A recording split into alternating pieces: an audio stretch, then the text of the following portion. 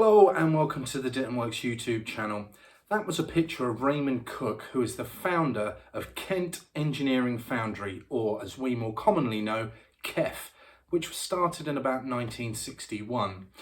Now, the speakers I'm going to talk about today are the Kef Reference 103.2, which came after the Kef Reference 103.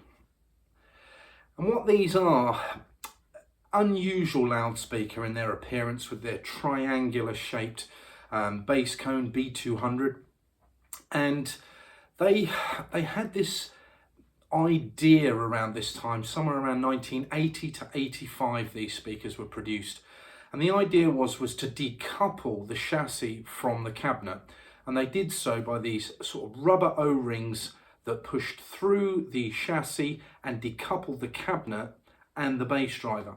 Now on these particular ones, which were refurbished by a nice fella who I picked them up off the other day, those decoupling sort of bushings had deteriorated.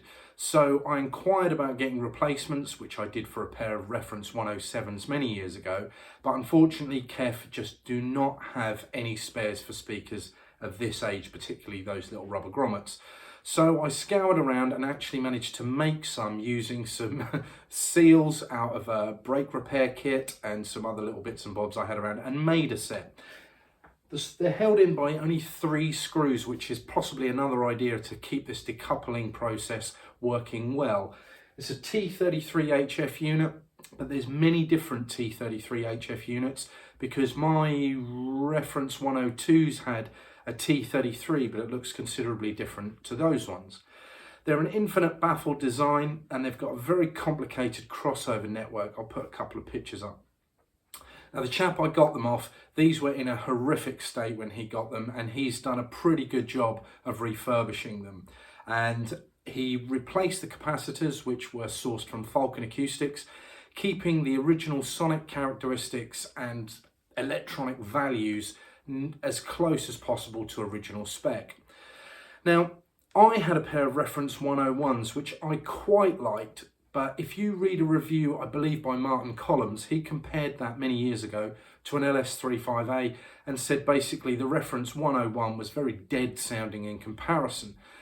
Now, the LS35A is a very lively sounding speaker. It's very engaging, it's very enjoyable to listen to. And I have to admit, the Reference 101 perhaps wasn't quite as rhythmically pleasing, but certainly was very smooth and had incredible bass for such a small cabinet. Another loudspeaker featuring exactly the same drive units that was equally impressive in the bass department was the JR149s.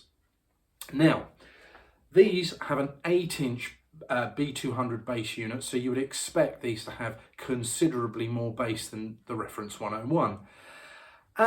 They have got very good bass, but it's not as shocking as the 101 was, and I mean shocking in a good way. The 101 was particularly impressive in the bass department. Now these do play deep, it's very solid, and they're very smooth, but I've got to say, I've always had a love-hate relationship with Kef. There's certain Kefs I've owned, and I have owned a few, that I really loved, and others that I was just meh. And that can be true of other loudspeaker brands, but for me, Kef have totally always divided my interest in them, to be honest with you. Either been really good or I've really not liked them at all. So I decided to get a pair of these because I hadn't had a pair before and see what they were like. And I've got to say, these again are a bit Marmite for me. They're pleasant, they're smooth, they're detailed, they're clean, but they're not lacking in coloration. I found them particularly coloured in the mid-range, which is possibly down to the Beckstream bass driver. Bass is very deep and it's very, very clean, but I don't think it's the most well-timed ever, which is unusual for an infinite baffle loudspeaker. Today I've fitted them up with a system. I was going to see if these were system dependent, so the first sound clip I'm going to play is going to be on a Pioneer A400 and a Pioneer, I believe it's a, what have we got there? It's a 509 CD recorder. I'm going to play a sound clip using that, and then I'm going to switch to my main system to see if these speakers really require a much better system to get the most out of them. because although they're quite pleasant at background levels, they present all the detail, their imaging's reasonably good, the bass, like I said, is very soft and deep. But when you turn the wick up, they just become a little bit too in your face, to be honest with you. I would not say they're fitting of the word reference, unless your reference was what you didn't want a speaker to be. And that might sound a bit harsh, but in all honesty, that's another way I could describe these speakers, that at times they are a little bit harsh. So I'm going to put up a sound clip and we'll try it with the Pioneer A400, the Pioneer A400 amplifier system, and see what you guys think. I can only offer you my opinion in this room. Let's see what you guys think. So I'll put up a sound clip, then we'll play the same track on my system to see if they're system dependent.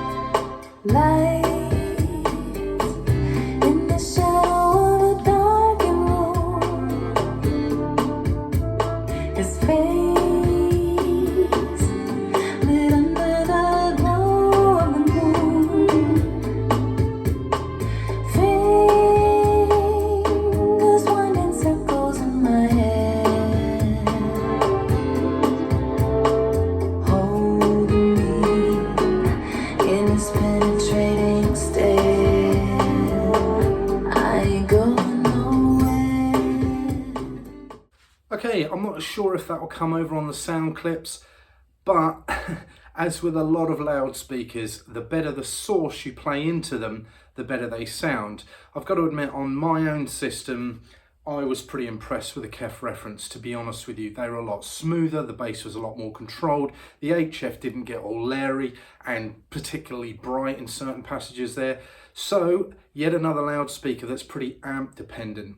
Now, they aren't a difficult impedance load, but they're not the most efficient loudspeakers ever. So, as with most things, more power and it will improve things. So we've gone the A400, I can't remember what that is, about 50 watts a channel, something like that, up to my Meridian at 200 watts per channel, but it delivers far higher current and it's a much more stable amplifier. It's able to deal with the difficulties that some loudspeakers present, or certainly able to deal with it better. And moving from my Pioneer CD recorder to a CD transport with a DAC all wired up in XLRs is also going to improve things. But the actual loudspeakers is all we're really talking about today, and they definitely sounded better, in my opinion, on my system. To wrap it up, in all honesty, they're not my favourite loudspeakers ever. I think in their day they were probably exceptionally good, but they have not aged well, in my opinion. I think some of the technologies that are in there have been utterly surpassed by now. Some of the designs have been surpassed by now, and obviously Kef themselves even realised that, because it wasn't too much later after these loudspeakers that they started doing the UniQ array. So I would imagine that Laurie Fincham was the technical director at this time, and Laurie Fincham certainly oversaw the development of the UniQ driver. Many famous people have worked for Kef. Laurie Fincham, Raymond Cook obviously founded it. Malcolm Jones, who was a brilliant drive unit engineer, and Andrew Jones, who, no relation, but a very famous speaker designer. They have all worked for Kef, countless other people as well. And they've always kept striving to develop better and better, new innovative ways of doing things. And I've got to say, at the Northwest Hi-Fi show, I listened to the Blade 2 Meta, and they were stunning. Even Sadie said if we had the house to put them in and the money to buy them, she would have bought those in a heartbeat, because they were impressive. but very reminiscent of that Kef sound, that kind of flat sound, which in all honesty, as impressive as they weren't the most musical speakers ever. And that's something that I really like. I like a speaker that's got a good lively kind of attitude to it. And I'm not finding that with these. They are smooth, very refined in certain ways, but lacking that more all-important musicality. So this has been a bit of an improv review because I was waiting for something to be delivered today to do a review I'm really looking forward to doing, which is talking about my first hi-fi system.